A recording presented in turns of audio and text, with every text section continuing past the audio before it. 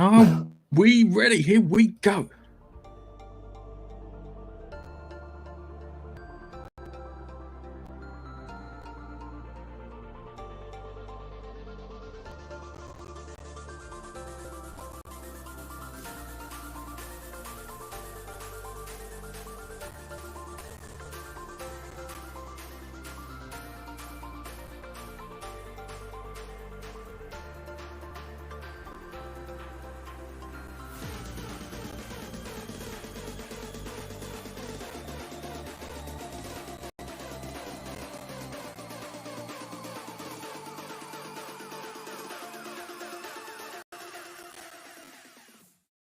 Boys and girls, this is this week's Monkey Nut Punch podcast. Turn the brand off, Gareth. Turn the branding off. Reason, because we don't see your face for safety reasons. Hello, ladies and gentlemen. Welcome to the Monkey Nut Punch podcast, where we'll be talking about TVs, movies, and pop culture stuff. So, Keith, I haven't seen you for 20 minutes. How you doing? I'm fine. How are you? I'm all right. Did you eat? I ate. Yes, I had. Did you recharge? I recharged. Yes, I recharged and discharged. Definitely need a good discharge. Nige, how you doing? I haven't seen you in 20 minutes too. Yeah, I know. I managed to actually cut the grass in my garden. In that time? Yeah. Wow.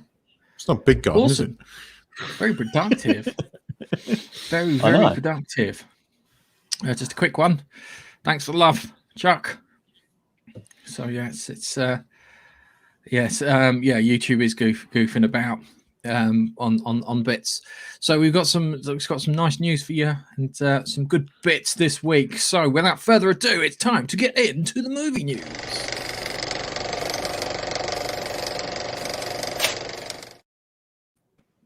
Right. Idris Elba has revealed that September is the start of the start for Luther's movie's filming. And it's been a long time coming. Oh, Fucking man. years. It's actually happening. It's actually happening in September. I'm really grateful because I desperately to see it. So the long-awaited adaptation of... Go on. You read the story. Yeah, I'll shut up. The long-awaited adaptation of the popular BBC series Luther is gearing up September production for a September production start. The actor and executive producer Idris Elba has revealed.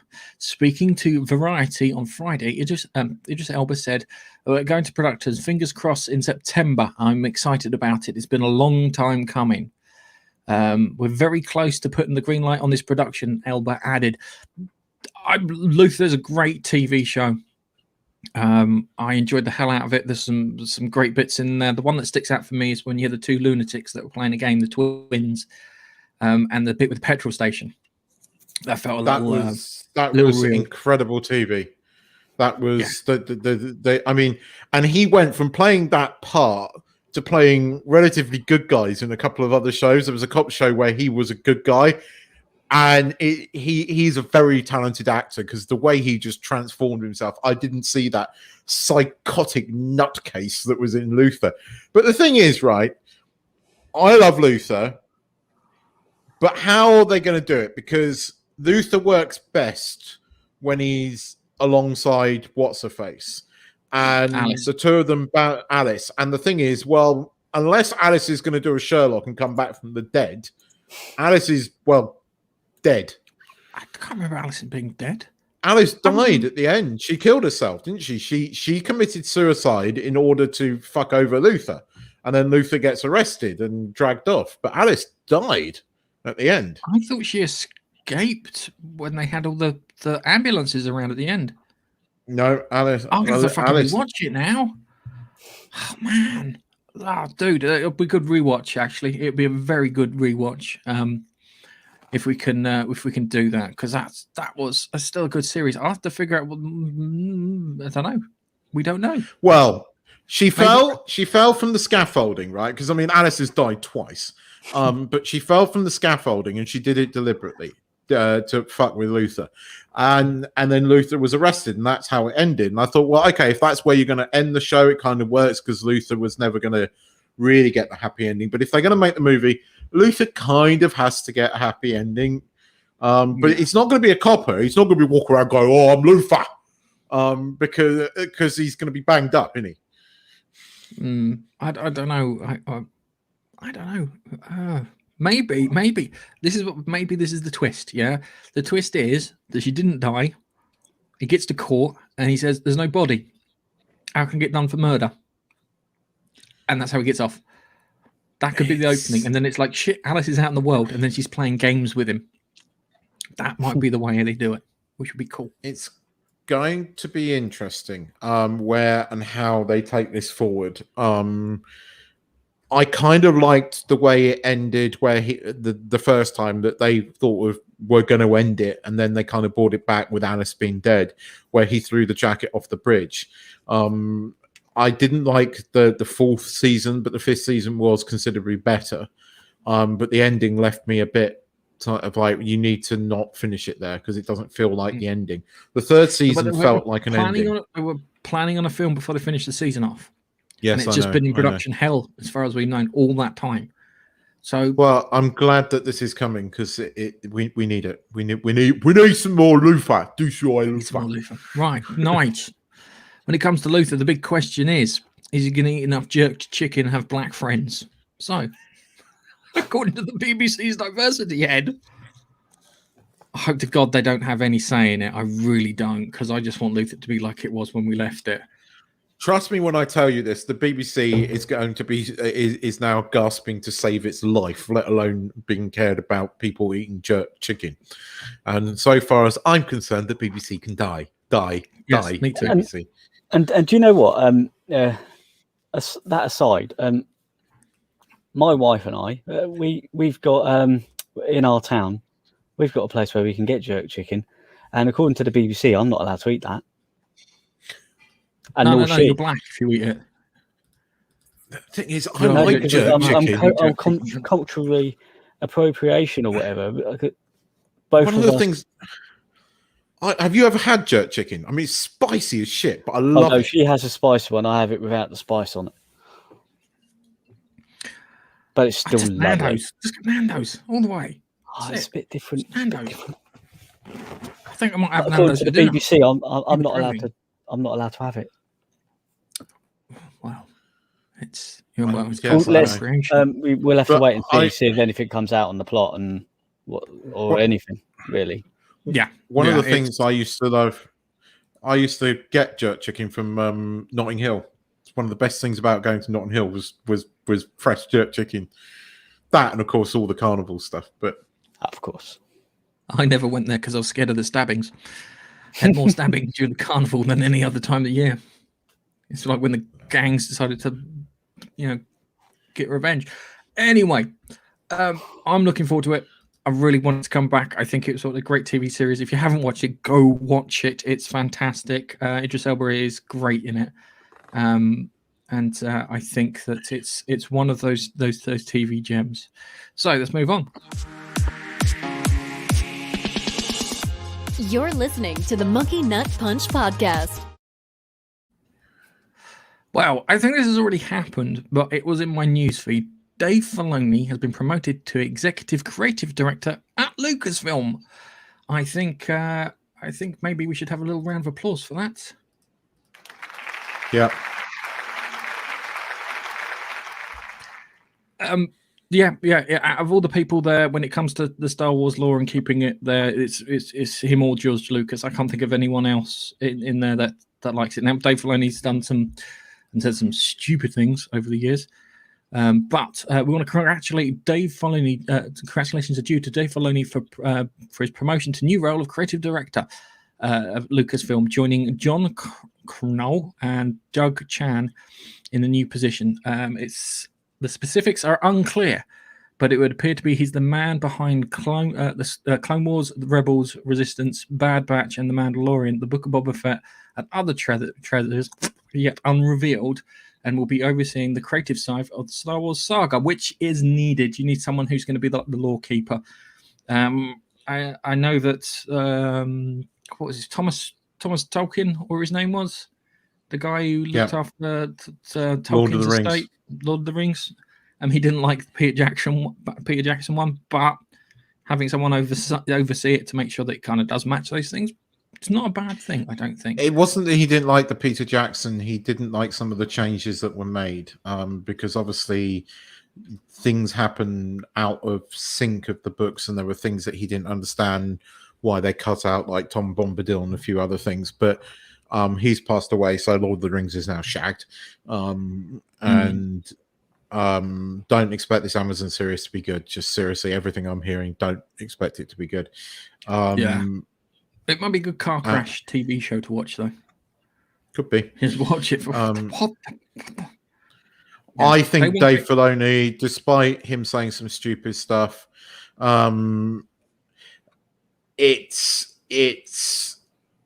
he is by far. He made like the Clone Wars, Rebels, and everything else. There were certain things in the Rebels, Clone Wars, which were really, really good.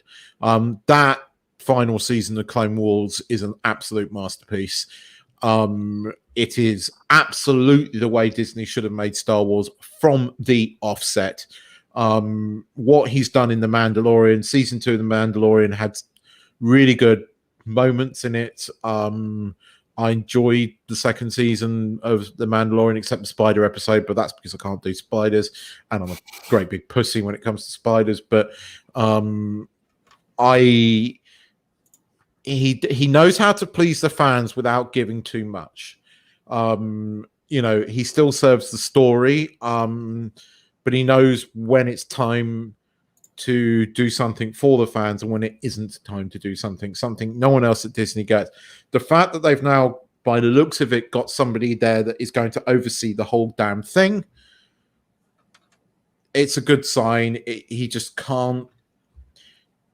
It's going to be interesting because I don't know who made this appointment, whether it was Kennedy herself or it was somebody above her. But that is a good start. It is a good start. Yeah, you've heard the Rangers series that they've announced is dead. Yeah, I think they went back to Gina Carano and she went, no, why would I want anything to do with you guys? So I don't blame her for that. Dave Filoni is. You'd expect him to talk with a gruffer voice when you see him wearing his cowboy hat constantly, but he's got a squeaky, effeminate voice. I think he's. As I said, I think he's the one who kind of understands it. He kind of twists the law a bit in places, but it's more acceptable than something like what Rian Johnson did with his bastard film that he made. And hopefully, I think that they're wanting Star Wars to be the new Marvel. I think Marvel is due a massive crash. I think Shang-Chi is not getting shown in China. So all that Chinese pandering that they were doing in it, but gone down the toilet. And the same with the Eternals. They don't want gay superheroes because Chinese have different sensibilities to us. We're a bit more conservative, should we say?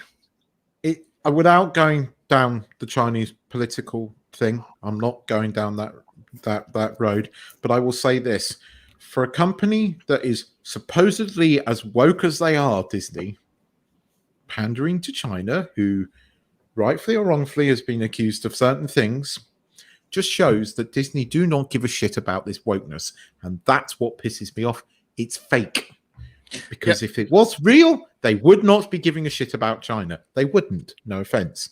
Well, yeah. And the other thing too is the Chinese market likes American things made for America in their market. They don't want American making Chinese things. You don't go to a Chinese restaurant for an American hamburger. Yeah, no, although I would say that some of the best burgers I've ever had are in Korean restaurants. It's absolutely true. And what's his face? And Kim Jong-un, Kim Jong-il. How Alec Baldwin? He was a massive fucking Elvis. I couldn't resist. Yeah, no, it's perfect. Do you know he was a massive Elvis fan and once put on an Elvis concert where he got on stage dressed as Elvis? It's absolutely true. There's pictures of this on the internet. You know, the man who hates the West and I will destroy you. It's massive Elvis fan. Absolutely true. He was a huge Absolutely true. cinephile too. He loved cinema. I wonder what he thought of Team America. Really, because he probably watched it. He probably watched it. He couldn't resist. It was like they were just like, no, don't let him watch it. He's asked, don't let him watch it. Hunt for the Red October was on it earlier, and I can't say Alec Baldwin's name properly now. It's always Alec Baldwin. Every time. Yeah.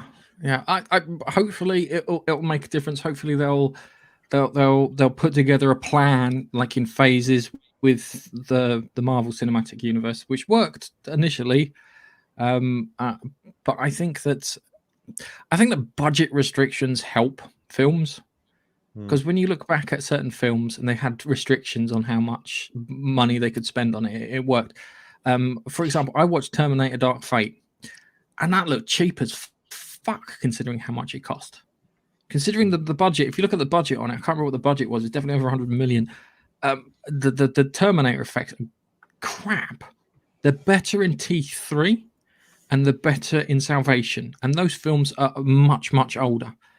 But going aside, Nige, do you have anything to say on it? No.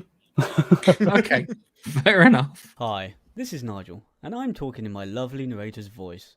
Bask in its loveliness. But don't bask for too long.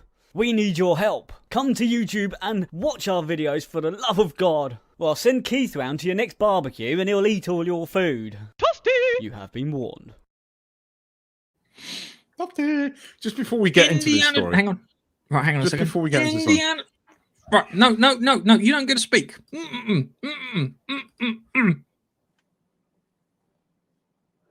They've muted each other, and this is great. Right, it goes like this. Indiana Jones will be reportedly taking place in space. Right, okay. So Indiana Jones 5.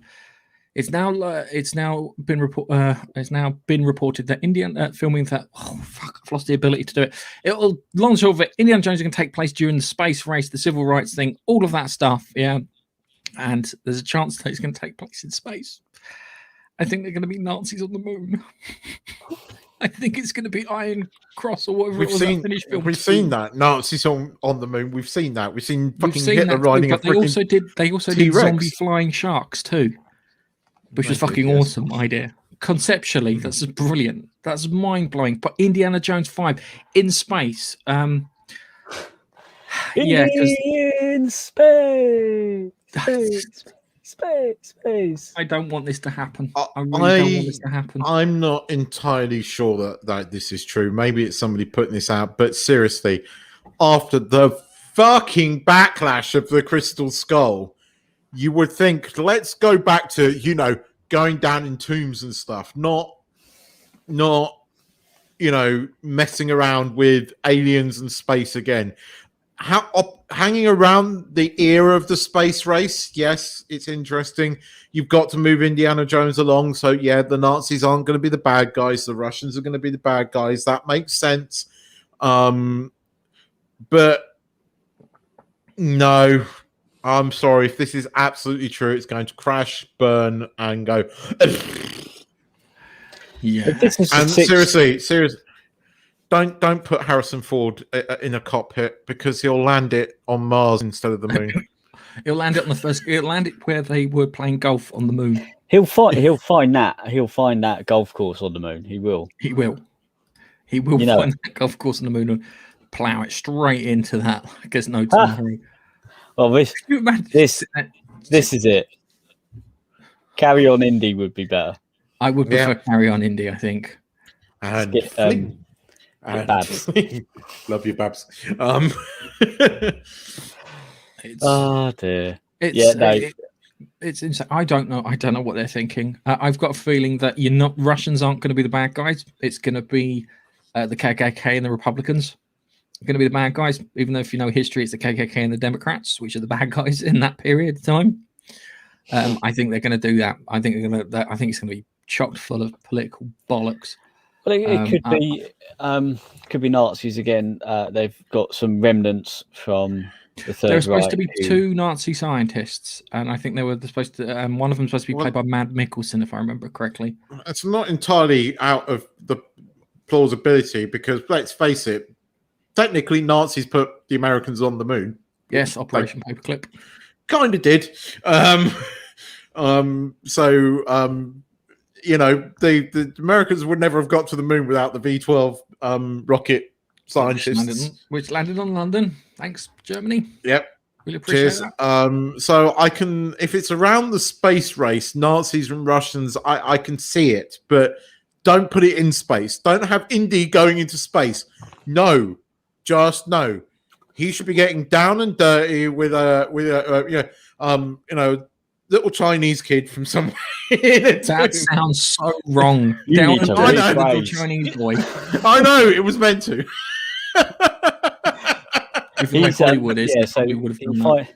He finds himself on a rocket on the moon, and then turns out there's a temple on the moon that he needs to dive in. There you go.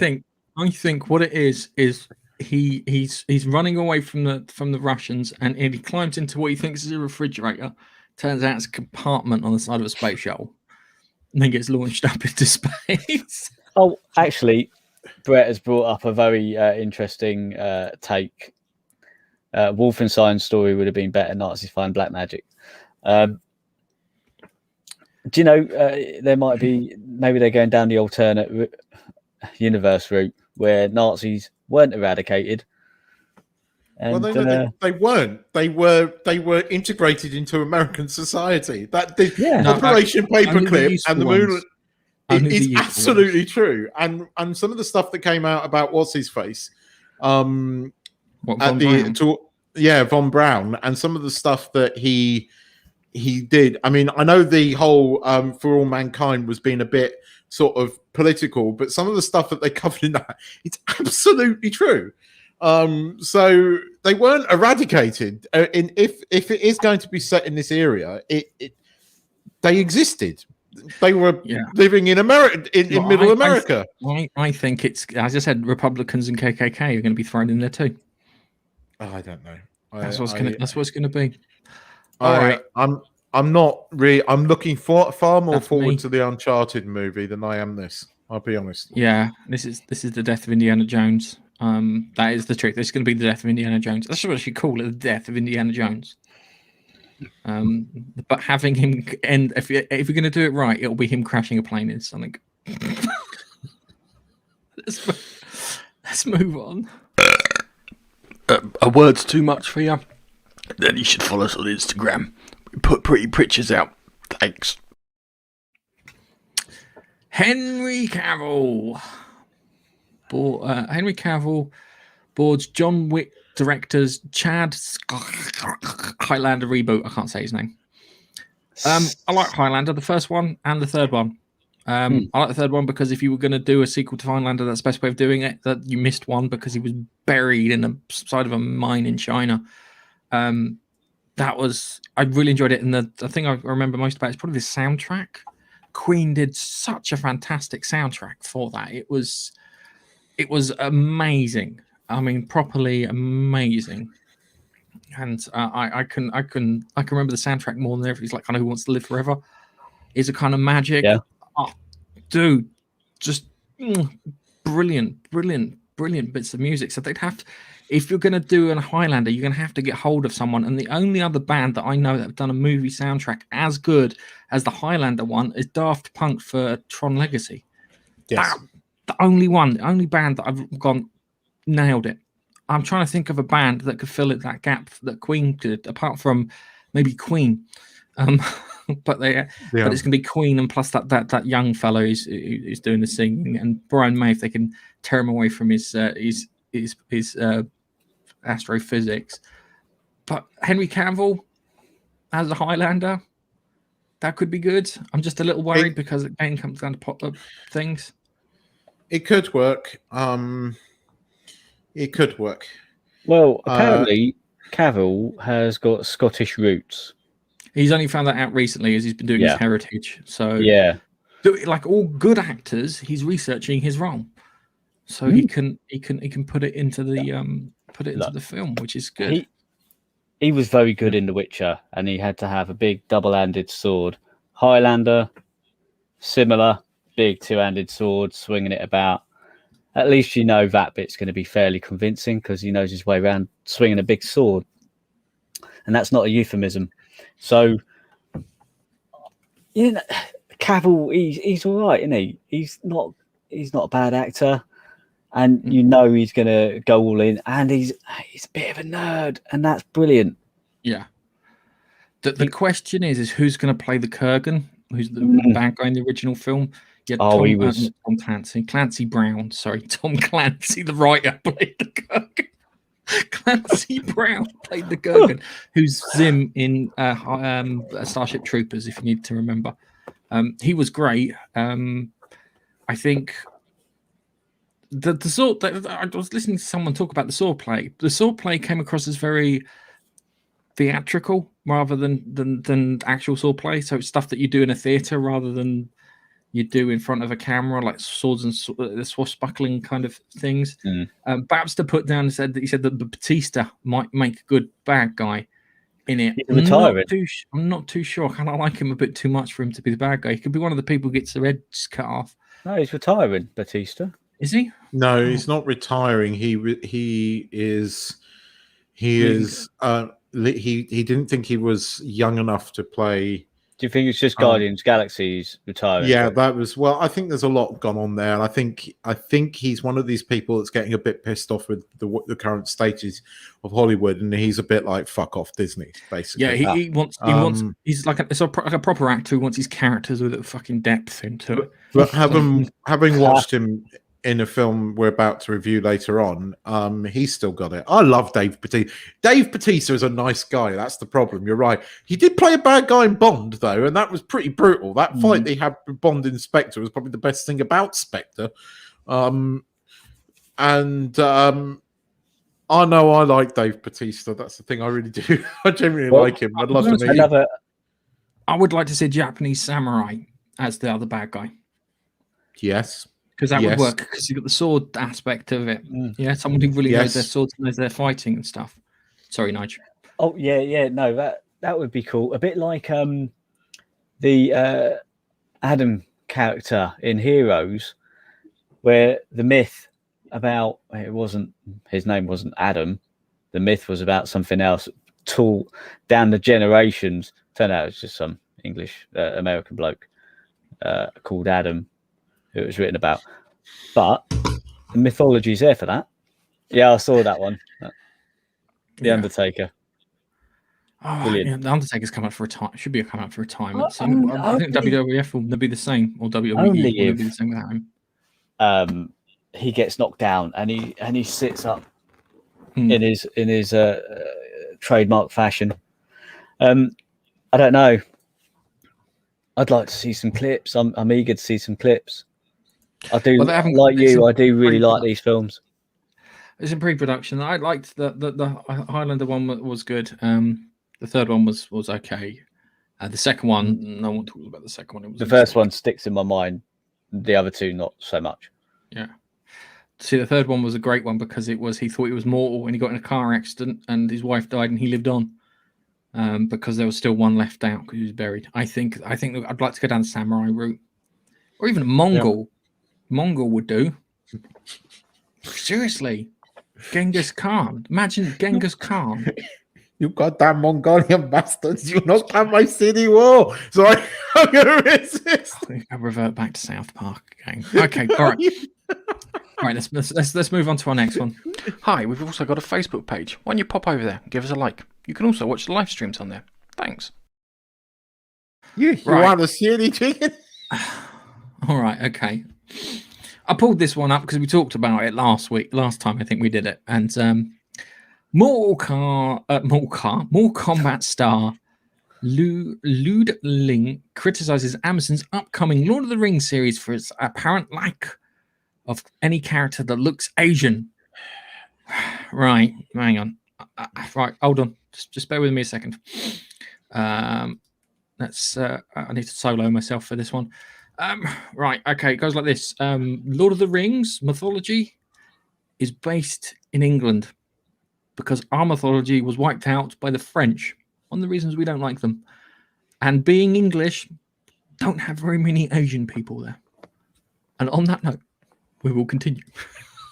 Well, especially in the age that they're sort of based around as well. I'll be honest with you, it's going to be, if you're going to get people, you're going to get Scandinavians, Arabic people, and black people from North Africa. That's it. That's the range of people you're going to get. Yeah. Yeah. Everything else is a bit. You're not going to get Aborigines. You're not going to get Indians, as in American Indians. Here's the thing, right? And I'm saying this: not every program can be diverse, because some programs are set about history, and whether you like this or not, 1,000 years ago, there weren't many black people living in England. There were certainly no freaking Chinese people living in England, and you're going to have to get over this. You're going to have to get over this. Gay actors can play straight people. Straight actors can play gay people. This is all a thing. This is absolutely fucking batshit crazy. Fuck off with this bullshit. It's crazy. He's talking about diversity. People are playing orcs. People are playing elves, dwarves, humans. I think there's even probably 2 different types of elves in there. You know, and then you've got the human.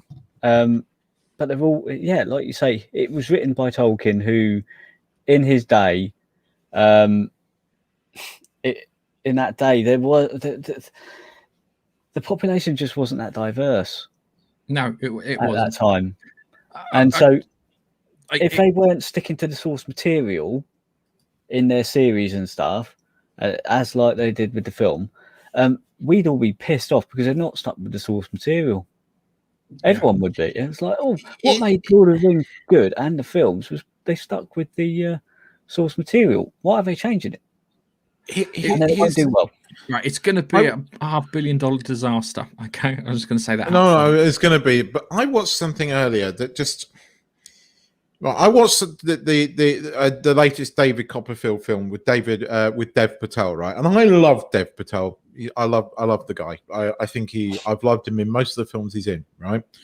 But it was one of these films that's taking the current, and it had Peter Capaldi in it, and Peter Capaldi was brilliant in it as the down and out McQueen character, and. I mean, I like the story of David Copperfield. I know it well because it's a semi-self-autobiography of Charles Dickens. But the thing about it was that you had David Copperfield's friend that goes off with the young girl from the village that he came from, and the mother was black, as you can get, and the son was white. And I'm sorry. I know what you're trying to do, but it doesn't work. You've got to. It just doesn't work. Okay, all right. So I'm going to make an argument for and against it at the same time. All right. So the argument for it is: did they get the best people for the job? There's a chance. If this was done in the 2000s, I imagine these people would be the best people for the job. Yep. But with the encroachment of this weird political correctness, I imagine it's just done for diversity's sake.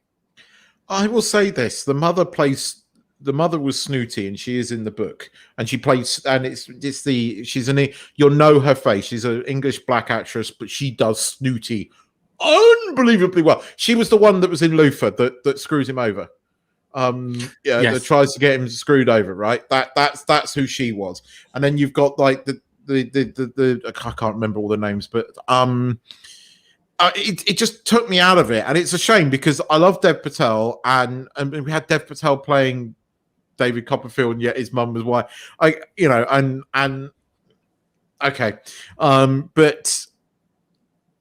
don't know. I don't know why.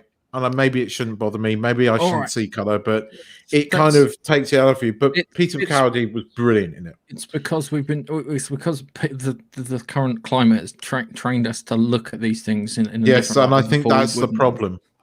I think that's part of the problem. Let's move on to what I'm going to refer to as the ginger apocalypse.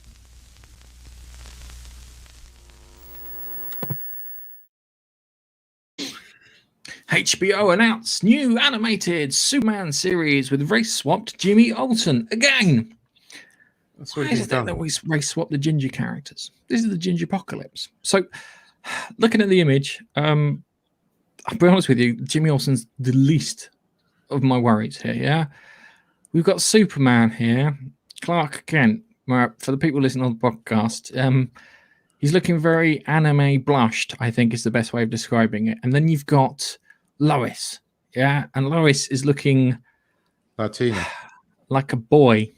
The only thing the Well- only feminine trait that she's got is an earring and a high shoulder. And Apart she's from also that, she like does not look very womanly at all. It's and we know there's a problem because the name of it is My Adventures with Superman. That's the name of the TV series. I'm considering that they got the TV series of Superman and Lois, or whatever it is, the latest one. They Lois seem to and have got that Clark. right. No, Yeah, it's no, what- the it's latest good. one Yeah, it's called Lois and Clark. called Lois and Clark. I think it is, or Lois and Superman, something like that. Look, But Superman whatever and it is, Superman and Lois, that's it. And it's brilliant, by the way. So far, it's been brilliant. It's been really, really good. Yeah, really, it's- genuinely quite good. Yeah, and it's just that they've done this cartoon, and I have no idea what they were thinking when they were doing the cartoon because it's right. Why? This is the thing. I know this answer. Yeah, but they can't draw women looking like women. It drives me crazy. Yeah, the only time I've seen a woman look like a woman is on Pokemon Go recently. Yeah, where they have that womanly shape that only women have. But apparently we can't have. I don't get this. They're going to put themselves out of business sooner or later. They're slowly getting replaced. Anime and manga are hitting the top of the comic book charts because they draw things right. You've got people. How can I put it? Throwing their own works under the bus in regards to characters and stuff. Right. I agree with you. Okay. Right, we're just gonna put a quick bump in there, because this is more Ginger Apocalypse. Well. All right, so I stopped watching the Flash TV series a while back, ever since it became the Iris West TV show, and that's It's what not put even me that. It's fucking off. just, She it's should just have. shit. They should have killed her off, because she's terrible. They've ruined the character, the actress. I don't know. It's not even that, Gareth. The whole thing, since they screwed over what's his face the way they did, I can't watch any of them. So I don't even think Legends of Tomorrow is any good anymore. I haven't watched any of them. I haven't watched any of them for ages. But the long and the short of it is, in the Flash show, which is, I think it's probably wise to say that it's winding down. They're introducing Bart Allen. I think Bart Allen's called Impulse. Yeah. Yeah. This is what Bart Allen looks like. Okay, in the comics. Yeah, looks like a kid that's probably got ADHD because of his speed and whatnot. Yeah. Are you ready to see what Bart Allen looks like in the CW show? I've already seen it. Go on. Okay, brace yourself.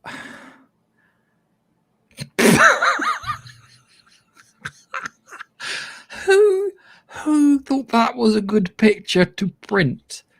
Again, for the guys listening in the podcast, right, nothing against the actor, but the actor should have turned around and went, "No, I'm not using that picture. That ain't very flattering." They've got a kid, and he looks like he's from Shark Girl and Monster Boy, or whatever it was. Do you remember that film? It looks terrible. Another ginger wiped from the face of pop culture. This is the ginger apocalypse, mate. It's not good. So the only ginger on the planet are any minority. Oh, sorry, on this call. Right, how do you feel about the ginger apocalypse? See, we're so far? diverse. How do you feel about the ginger apocalypse happening? Well, it's to be expected, isn't it? Really? Yeah, diversity Well, isn't really diversity. It's the absence of ginger people. Now, Yeah. I can understand why certain people are upset over gingerness, but gingivitis is a terrible cause of tooth decay, which needs to be battled. But removing ginger people doesn't remove gingivitis. Absolutely okay. not. There's a new Sherlock Holmes film coming. It's called The Red-Headed League, and they've replaced all of them with Indian people. Okay, let's move into our reviews.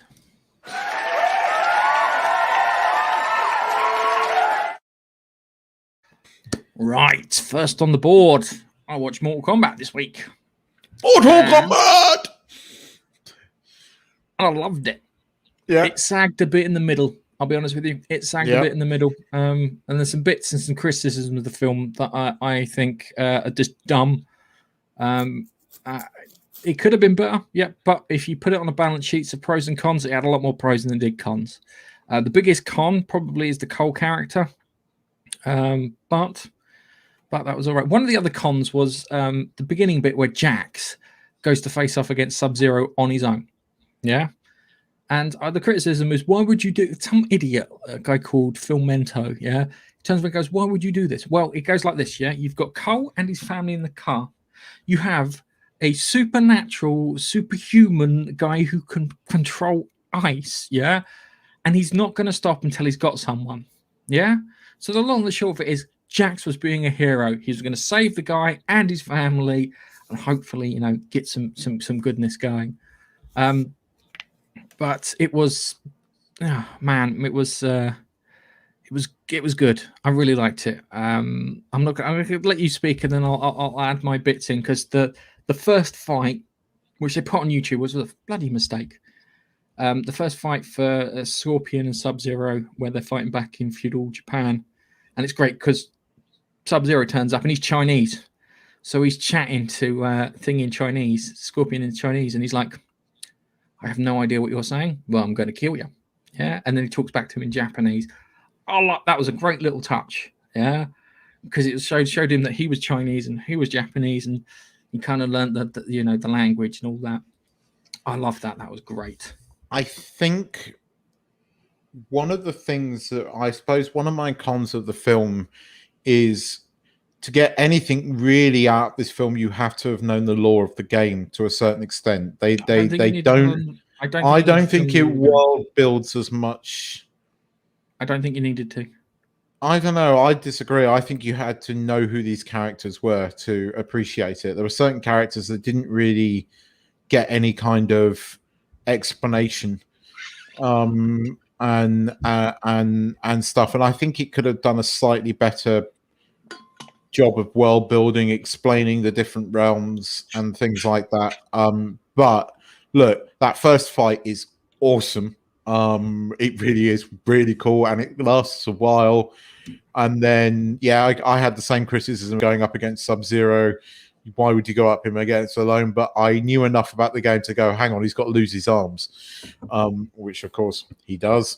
He doesn't lose his arms in the games. He has them replaced, so he's a better fighter in the games. Yeah, well, I remember him having metal arms, and I think it's. I don't think it's.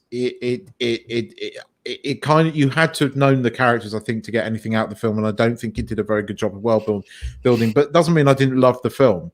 I enjoyed the film an awful lot because it didn't give a shit about current political climates and just was 2 hours of stupid dumb fun. It's very much a fast food film, but I loved it. I love the fight scenes. I love when Scorpion comes back at the end. That was bit, really fucking right. cool. And when they I love hand that. it to, yeah. I love that. The reason I love that is that you set up in the beginning that Scorpion was going to come back because his body disappeared. Yeah. So you knew he was going to come back at one point. And they probably left out a bit the fact that they made a deal with an evil sorcerer at the same time in order to get out of hell. But you knew he was going to come back. And when they had picked off all of them, and Sub-Zero was the bad guy, he was the one that they needed to take down. If they couldn't take down Sub-Zero, they couldn't win. Yeah. And then when he goes to fight Cole at the end in the frozen arena where he lost at the beginning, and he's fighting him, and all of a sudden a chain comes out, hits him, and he goes, "Come here," and it plays the Mortal Kombat the Mortal Kombat music just ever so slightly. I'm like, oh yes. And even if you hadn't have watched it, you would have understood that those two had a rivalry and something was going to happen. And you knew that something was going to happen. He was going to come back and whatnot. And I like that. Shang Tsung was great in it. Street Fighter Assassin's Fist is better. I haven't seen that, so but I loved it. The mate he fighting Goro at his house and drops the barn on him to try and get past. That was pretty good. And then you got like Kano when he takes out Reptile. That was great, and he was just like obnoxiously funny. I enjoyed him. Yep. It's a good movie. It's 2 hours of stupid fun. And as long as you go in with that kind of mindset, you'll enjoy it. It was okay. It's cheesy at times, but that's what it's meant to be. Yeah, I did. I thought the fights were great. I was annoyed that Kung Lao got killed. I got pissed off about that. That annoyed me because I like the Kung Lao character. The guy who played Liu Kang, though he said the stupid thing about bloody Lord of the Rings, he was pretty good in it. And the story of how he got his mark was pretty good. The fact that he killed a fucking paedophile to get it. Yeah. And that's like, that's pretty, that makes him a bit heroic in my eyes. And Kung Lao, and the fact that Kung Lao took out the flying one, I can't remember her name, and took the flying one out and actually was allowed to hit her, which was novel, which was like, kind of, wow, just did proper fights between people. That's amazing. That was enjoyable. They seem to have set up for sequel, lots of stuff left back, lots of sequel bait. Or maybe a replacement for Scorpion if they got it right, or Scorpion Sub-Zero if they got that right. I enjoyed it. It was well worth a watch. Yep, I agree with you. Let's move on to the Army of the Dead. Brave enough to follow us on social media? Why don't you follow us on Twitter at Monkey Nut Punch? Thanks.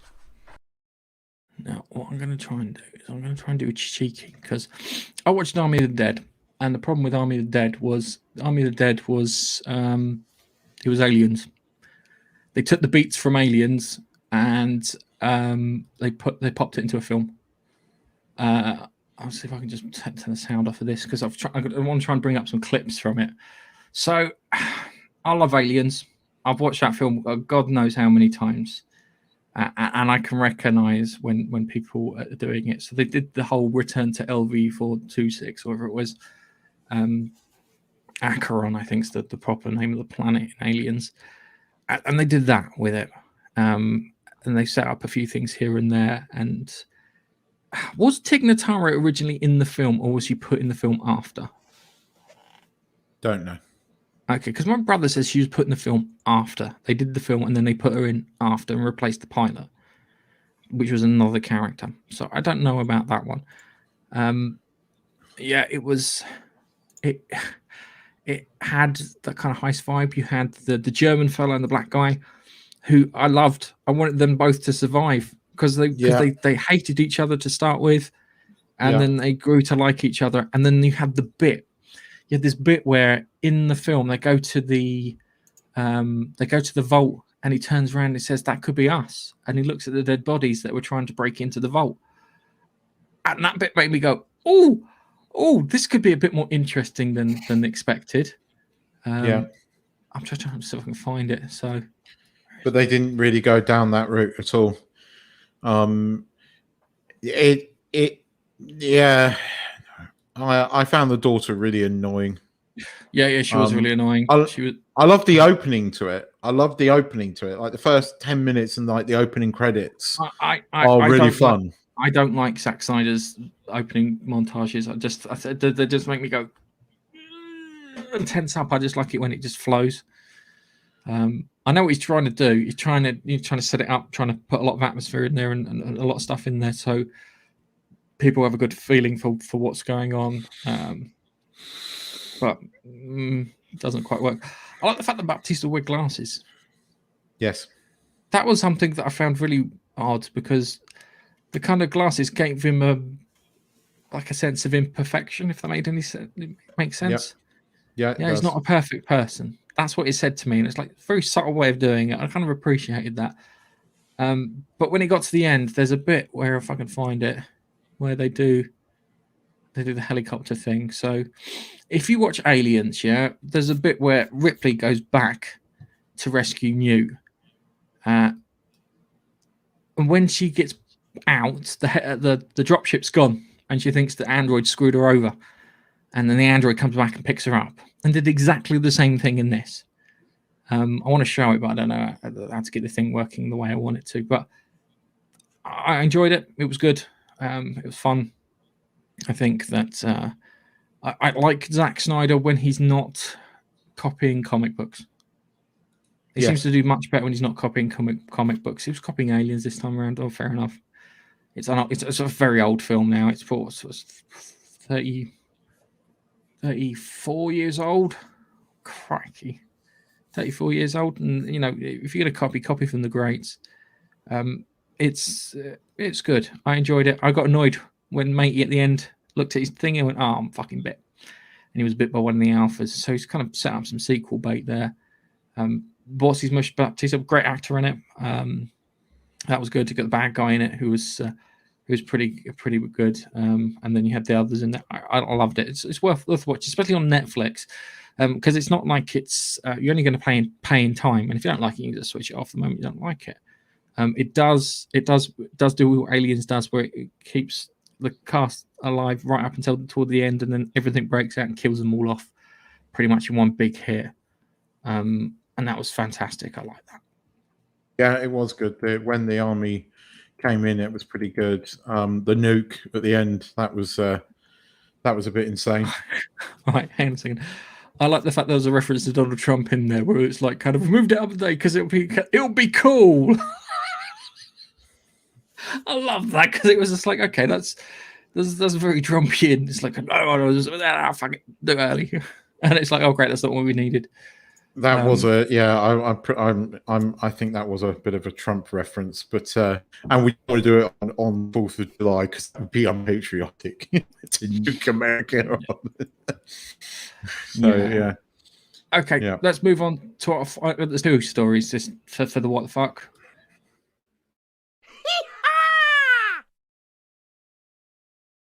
Right. Woman discovers husband has second family after seeing announcement in newspaper.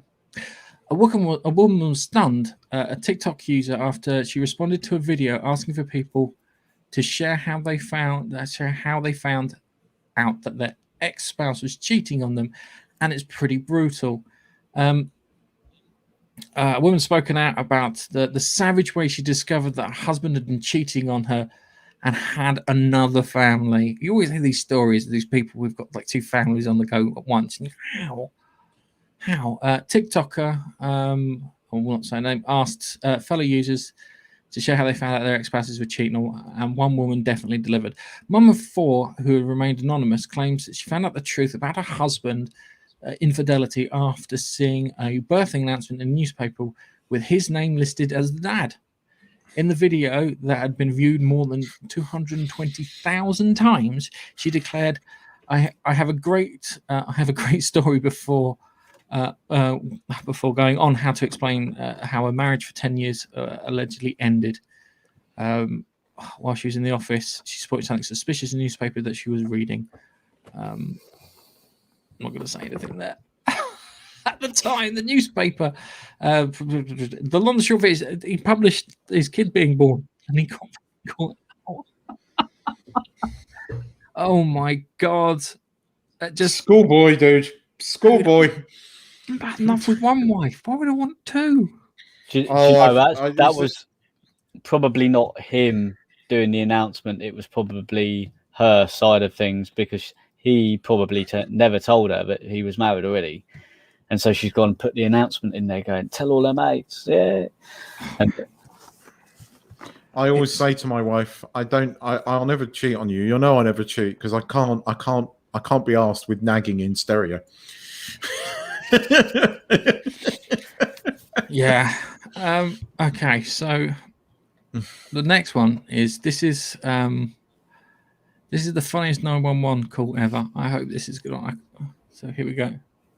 Let me just make sure we've got sound on this. Tell me you can hear it, yeah? 911, what's your emergency? Yeah, so I need a cleanup service and a doctor or whatever. Sir, are you injured? I think so, but I can't really tell what's left. What's left of what? My wife was in the bathroom, so I figured I'd just go in the sink, and I slipped on my own piss, caught my dong in the sinkhole. I tried to pull myself up and hit the dang switch and got the dispose out turned on. Wait, what? I just ground up my own dick. Are you serious? I just ground up my own dick. Oh my God. The disposal has disposed my dick all over the walls. Sir, help is on the way. Oh, man, it's like a Tasmanian devil, one buck wild on some spaghetti in here. Sir, if you can unlock your door, gotta the be a EMT will walnut. assist you. Oh, man, it's like a slip aside from hell. Yeah, it was Go ahead, help. Sir? Sir? Right. That's Please tell me that was a. Please tell that's me Gotta that be was a. fake. Has got to be fake. Oh, it makes me grab my crotch. Hell. And on that note, I think we're going to end it. Thank you guys for sticking around. I'm just going to give us a round of applause. This is going on.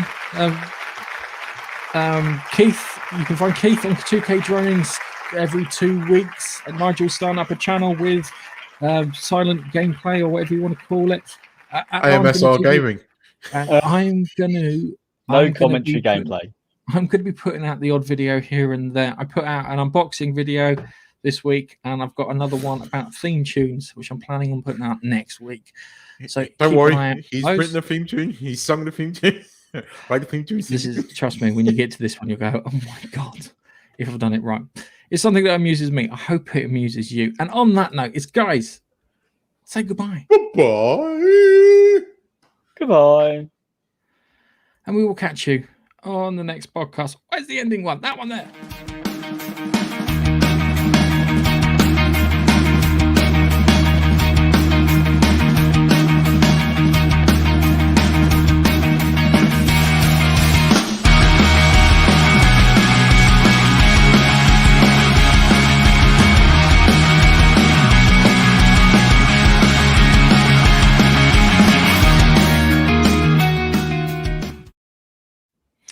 I know, Keith, that you've put your dick in a hoop.